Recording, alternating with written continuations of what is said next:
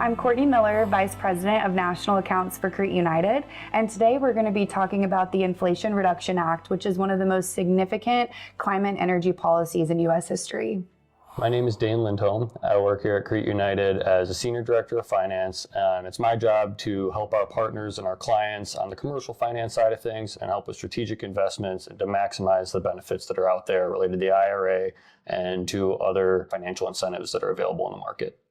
So now we're going to get into really the significance of the Inflation Reduction Act, which is truly a landmark piece of legislation. There are really four key areas when it comes to the IRA and the significance for our clients. The first one is really accelerating that clean energy adoption, promoting energy efficiencies across the built environment, especially aging infrastructures, enhancing corporate ESG goals when it comes to transparency and accountability in the reporting, and creating economic opportunities through job growth as well as economic competitiveness.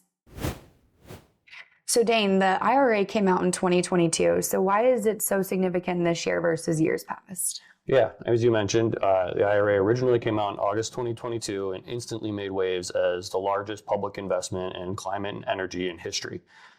But as many know, the tax code can be pretty complex, and a lot of the portions related to the IRA have to do with actually maximizing and utilizing tax credits. So there were a lot of areas of the code that actually needed clarifications, definitions, for instance, energy communities, the domestic content portions, anything related to transferability or direct pay. These are all things we'll talk about a little bit more here.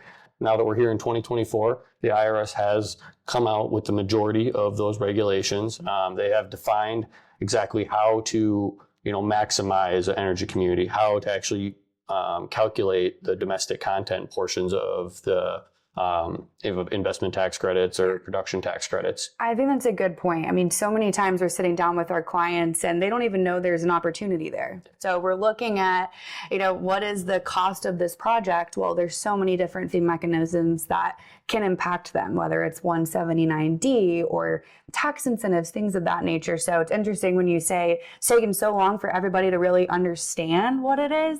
Because even, fast forward 2 years and there's still a lot of our clients they're not even sure really where to begin or what the opportunities are. Absolutely. And that is what our job here at Crete United is to actually help our partners and our clients understand here is what the IRA offers. Yeah. Here is how to maximize those benefits and actually understand the nuances. We have a really long tax code and a really long regulation. And so, as we continue forward, really 2024 and now is the perfect point to really begin assessing your facilities, looking at, hey, where can we utilize these benefits, especially while they're out there? Yeah, so when we talk about just where to start, and our clients are asking us, well, okay, if the IRA is an opportunity and we get tax credits through that, well, how do we even go about doing projects that we would be able to recognize those benefits? And so Emerald Built Environments is a partner company that we just brought on, and that is their bread and butter. That is what they do. So they are assessing the built environment, really getting an understanding of how efficient the building is operating. They can do ASHRAE audits for code compliance as well. So that is really an area of focus of theirs that supports our clients into finding that place to start. The IRA had a goal of cutting U.S. pollution by 50 to 52% below the 2005 levels by 2030.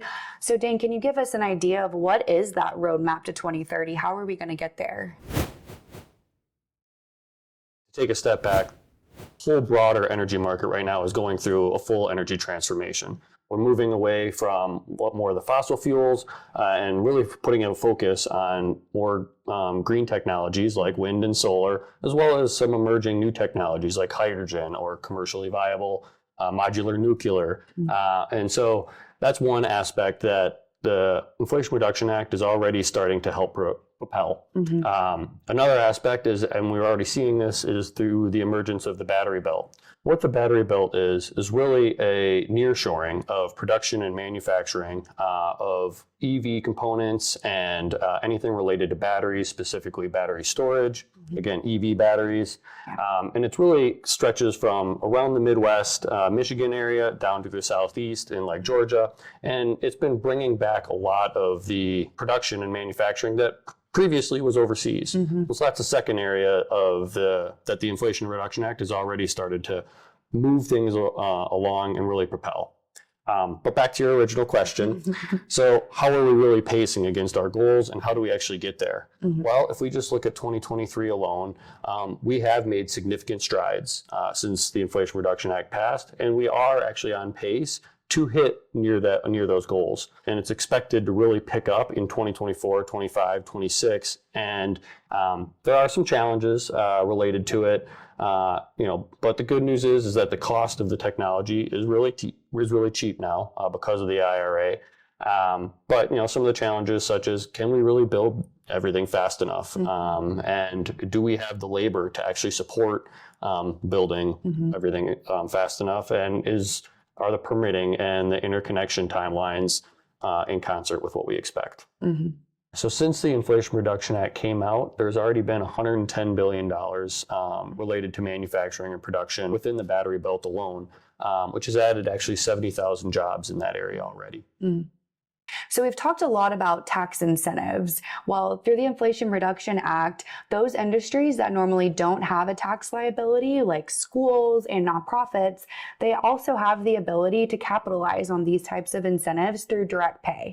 They can also enter into power purchase agreements where a third party owns the solar asset and they're able to purchase that energy at a reduced rate. I mean, the third party does this by actually monetizing the tax credits that the nonprofit or the school is enabled to actually utilize. Now they can through direct pay, but they previously couldn't. But they monetize it, pass it through in the PPA at that reduced rate to the customer.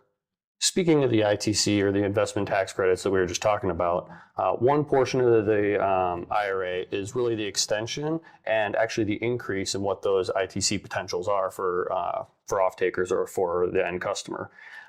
So one for renewable energy generation, such as solar or wind, and even now they've added in batteries, so battery storage. If we want to focus in on commercial solar, which is what Crete has historically spent more of our focus on, the base ITC amount now is 30%. And this is as long as you're hitting some prevailing wage and apprenticeship requirements, or if the project is exempt, meaning that the project is less than 1 megawatt AC typically. But in addition to that 30% base ITC, there's also new adders to where a customer can actually go up to 40 or 50 or even 60 or 70% ITC if they're able to monetize and apply to each of these adders. And those are domestic content, so that's producing all of the steel in an actual solar array, and then a vast majority or a portion of the solar panels and the actual modules or the actual solar cells. The second portion is energy communities, and this is for an area of the country that had historically relied on a fossil fuel, typically a coal or a natural gas plant that have now been retired, and the areas adjacent to them, they're able to get an additional 10% tax credit. And the best part about the investment tax credit, as through the Inflation Reduction Act, is that these are stackable. So the energy communities, that's an important point, especially for our clients in Texas. Texas is, usually one of those markets where we have a hard time getting solar to pencil because of the low energy rates, where if you have an area like Houston, that's an energy community, you get to have that adder on top of it, which makes those projects more viable.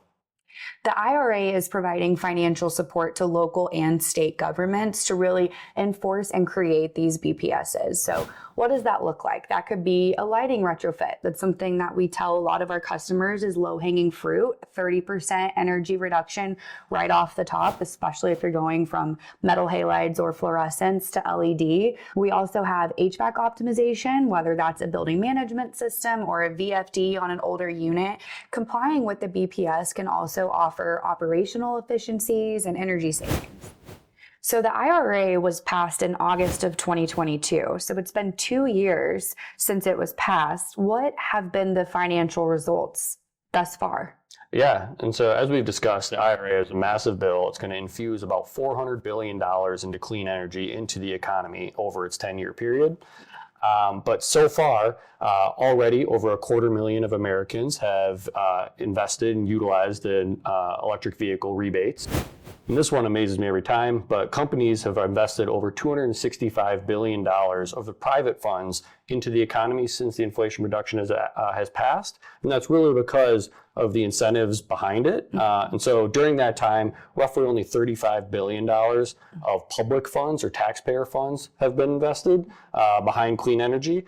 which has created over 330,000 jobs since the IRA passed. Mm-hmm.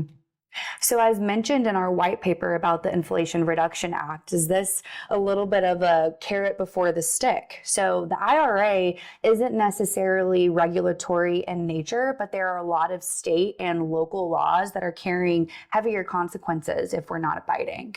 And so it's important for our clients and our local partners to really stay informed and understand what those are and what those consequences can be. The Inflation Reduction Act is really an incentivization tool that is benefiting those who actually put the time and effort into assessing their buildings and investing themselves in clean energy and in energy efficiency and keeping their buildings up to date.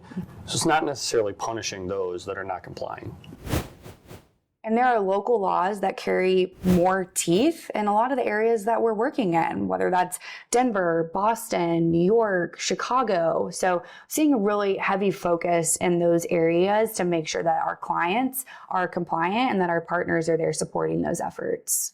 And one of those local laws is Local Law 97 in New York, which is requiring a 40% emission reduction by 2030 and an 80% emission reduction by 2050. They're also requiring annual reporting, and there's fines for noncompliance. So our partners like Dynair and CNC, they're really hearing and seeing a lot of that when it comes to the projects that they're working on. And then you have Senate Bill 253 in California, which is the Climate Data Accountability Act, making companies public or private that have $1 billion or more in revenue and they have operations in California, they have to disclose their ESG targets and how they're tracking against them. So you can have not even a headquarters in California, but if you just have an operation in California, you are subject to that Senate bill. And we see that driving a lot of our utility and sustainability management clients. And so getting that utility data and putting it into our system that really is tracking those sustainability targets and benchmarking against it,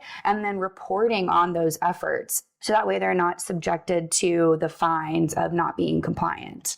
And then we have Colorado's Climate Action Plan, which is really driving a 50% emission reduction by 2030 and then 80% by 2050. So that's really affecting, Piper Electric, which we have in that market. In addition to that, we also have Energize Denver in the local Denver market. It requires buildings over 25,000 square feet to hit specific energy intensity use, or EUI, targets by 2030. And so companies need to start performing these upgrades and retrofits to their building now if they want to hit these targets by 2030. We have a lot of local partners in the Colorado area that understand the implications of these local laws. And then you have Boston's Building Emission Reduction and Disclosure Ordinance. So really gone are the days that we say we're doing energy efficiency projects, we think they're reducing our base load, but now we're actually having to report on them. We have accountability against it. We have transparency against it. And if we're not abiding by that, then that's where a lot of these compliant issues are coming in.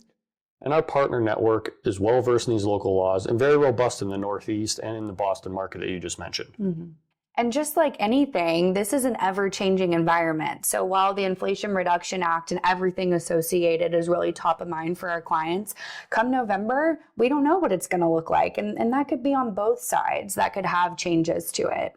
Absolutely. And we cannot stress the importance enough of really assessing your buildings, getting in front of these retrofits, making sure that your buildings are performing up to the standards that we discussed, and really maximizing the IRA while it's here. And it could take multiple years for some of these projects to get installed. And so to hit some of these targets by 2030, you really do need to start now. Yeah. And, it's not all about environmental impact either. I mean, there's a lot of benefits around operational savings and savings to your utility bills. There's a lot of different ways that we can look at this and where we can leverage. So Dane, we've covered a lot. We've gotten pretty granular when it comes to the Inflation Reduction Act, how it's impacting our clients, how it's impacting our local partners. But at the end of the day, that's really the benefit of Crete United, is bringing this type of information to our clients. But it is really our goal and our objectives is to make sure that we're always keeping everybody up to date and that we're